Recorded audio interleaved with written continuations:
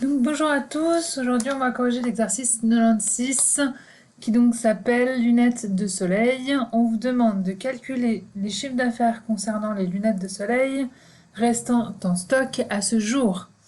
Le prix d'achat majoré de 33% correspond au prix de vente. Ce chiffre est arrondi aux 10 centimes les plus proches.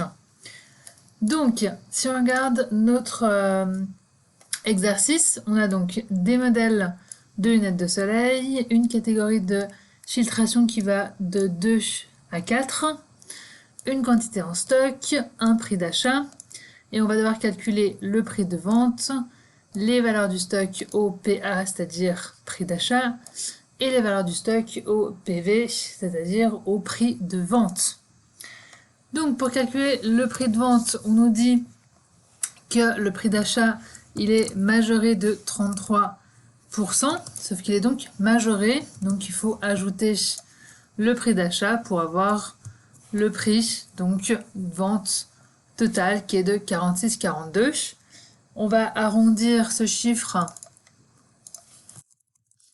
aux 10 centimes les plus proches, donc arrondi au multiple, on va à la fin de notre calcul, point virgule, notre arrondi de 10 centimes.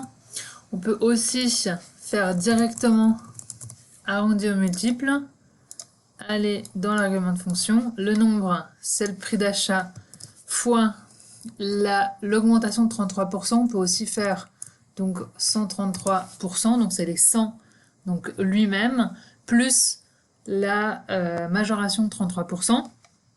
Et ensuite, notre multiple de 10 centimes, donc 0,10. Et OK, on va tirer.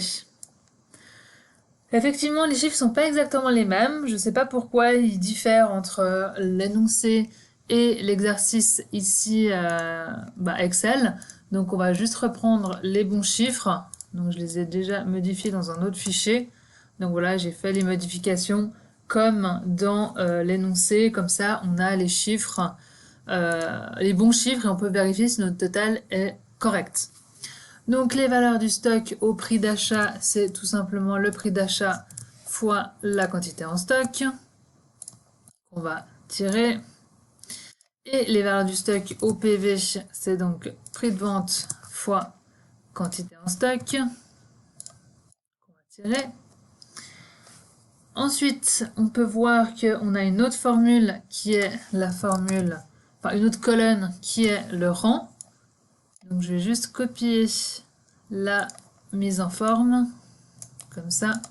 Ça, on a la même type de mise en forme que la colonne d'à côté. Et là, dans le rang, on a un commentaire qui nous dit que le procès-verbal précise classement de la plus chère à la moins chère.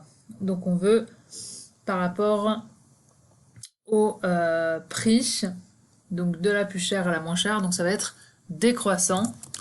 Donc notre formule rang.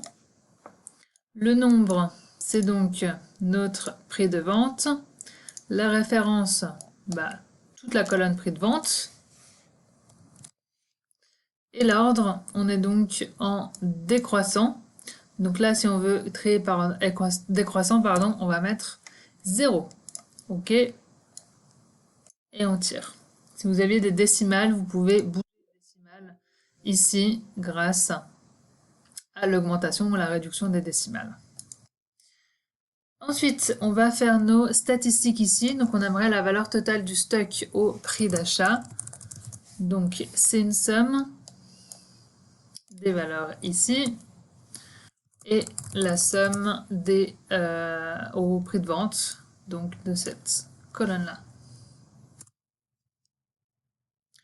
Ensuite, les quantités de modèles en stock.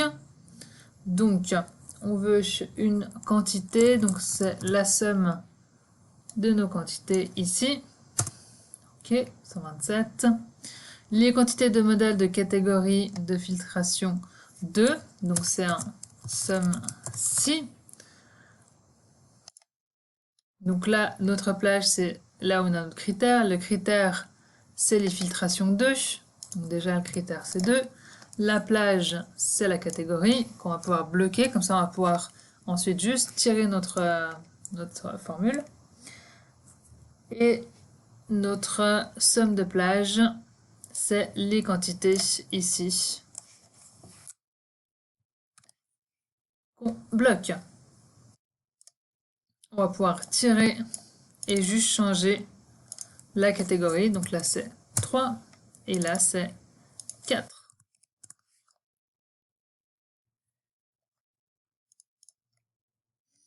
Enfin, notre nombre de modèles différents, donc c'est notre nombre voilà, de modèles qu'on possède, donc NBVAL, qui va compter le nombre de cellules contenant du texte. Et on va sélectionner notre colonne modèle, ce qui nous donne 11. On a bien 11 modèles de lunettes. On peut le voir aussi ici.